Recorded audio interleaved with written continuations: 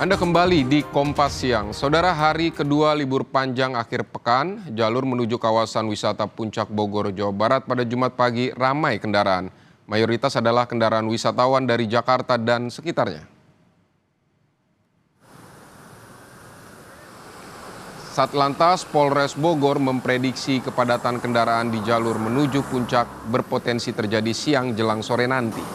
Sebab sebagian pekerja swasta masih bekerja hari ini, sementara ASN cuti bersama. Rekayasa arus lalu lintas telah disiapkan untuk mengantisipasi kemacetan, di antaranya sistem kontraflow di gerbang tol keluar Ciawi. Selain itu, sistem ganjil genap diberlakukan di Simpang Gadok dan sistem satu arah akan diberlakukan situasional.